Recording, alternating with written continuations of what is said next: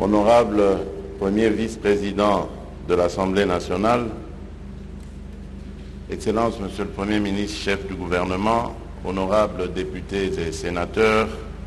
Mesdames et Messieurs les membres du gouvernement, Mesdames et Messieurs les chefs de certaines institutions de la République, Mesdames et Messieurs du monde scientifique et académique, Mesdames et Messieurs les chercheurs, distingués invités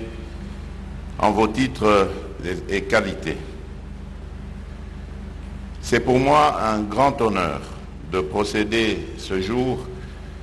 à l'inauguration du conclave du génie scientifique congolais.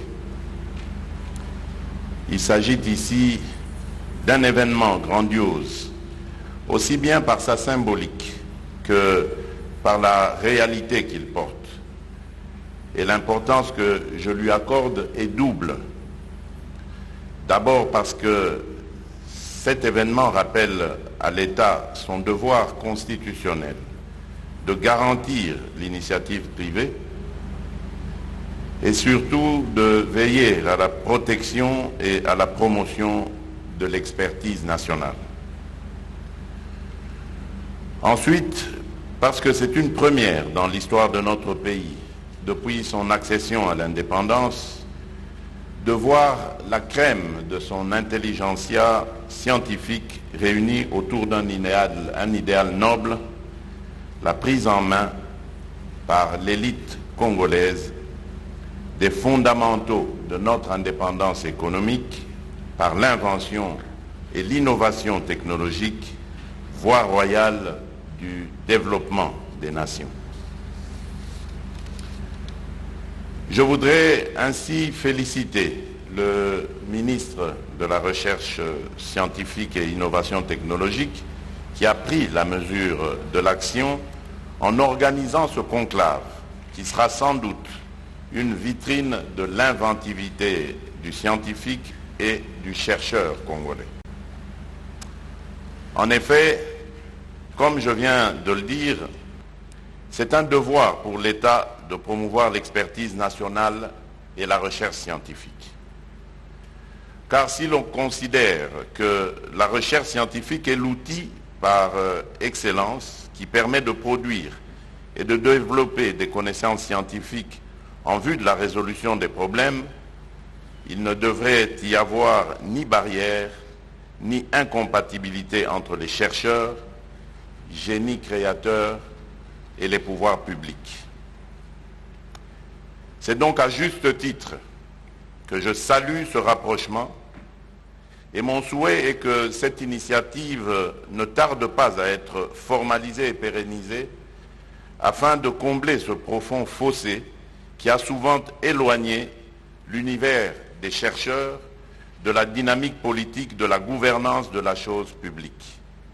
Ceci est paradoxal.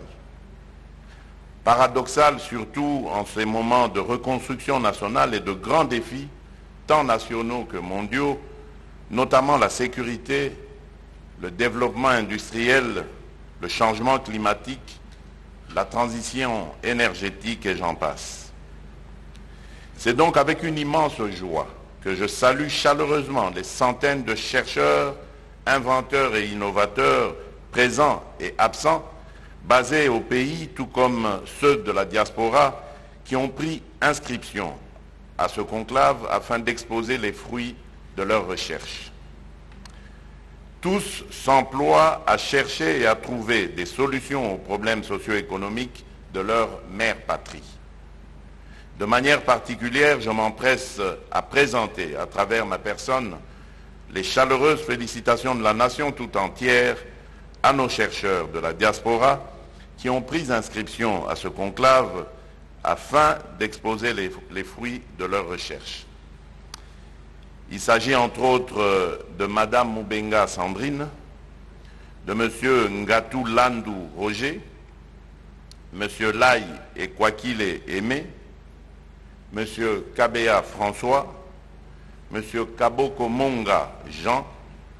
dont les recherches menées à l'étranger ont produit des résultats qui vont être utilisés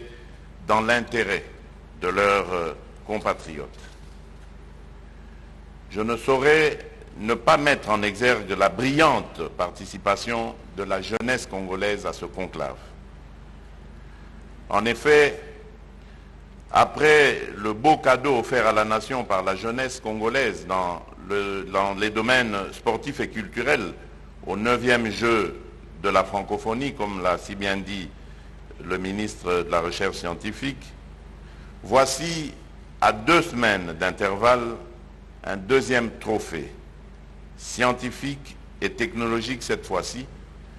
dans lequel la jeunesse a rivalisé d'égal à égal avec les aînés. Au nom du peuple congolais,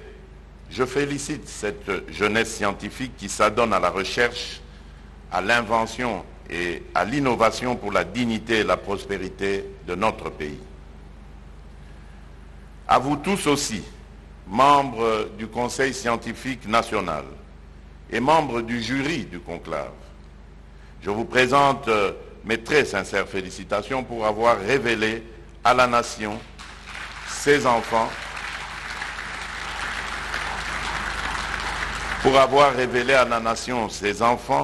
qui s'adonnent à la création des outils de son autosuffisance économique. Face à l'évidence scientifique des produits de recherche endogènes prêts à entrer dans le circuit des biens de consommation, j'instruis le gouvernement de faire diligence pour que les ministères sectoriels concernés par les innovations et inventions économiquement utilisables prennent sans tarder les dispositions idoines pour leur budgétisation dans la loi de finances 2024.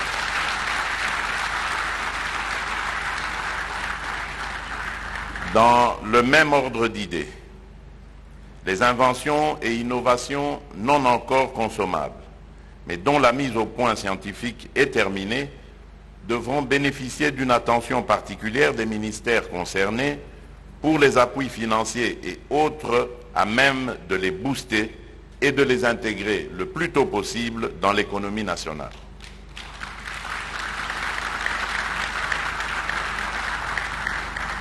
Il va de soi que, devant la nécessité pour notre pays de répondre de manière appropriée aux défis relevés ci-dessus, d'une part, et face à l'émulation de nos compatriotes à donner le meilleur d'eux-mêmes dans les domaines de la recherche et de l'innovation d'autre part,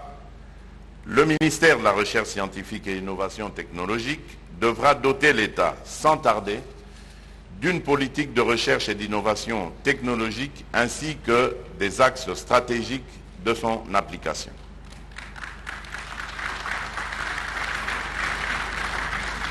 D'ores et déjà, le gouvernement prendra toutes les dispositions utiles pour que le Fonds national pour la recherche et l'innovation technologique, déjà créé, bénéficie des crédits budgétaires à la mesure de l'ambition nationale dans la loi des finances 2024.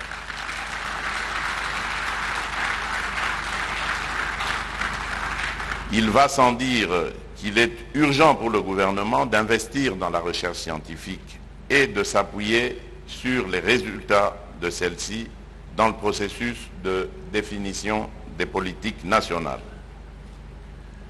Honorable Président du Sénat, honorable Premier vice-président de l'Assemblée nationale, Excellences Monsieur le Premier ministre, chef du gouvernement, honorables députés et sénateurs, Mesdames et Messieurs les membres du gouvernement, Mesdames et Messieurs les chefs de certaines institutions de la République, Mesdames et Messieurs du monde académique et scientifique, Mesdames et Messieurs les chercheurs, distingués invités en vos titres et qualités, le combat pour l'innovation, pour l'introversion progressive de l'économie nationale va être boosté par l'injection des produits finis qui sont présentés au présent conclave et par d'autres en cours de finition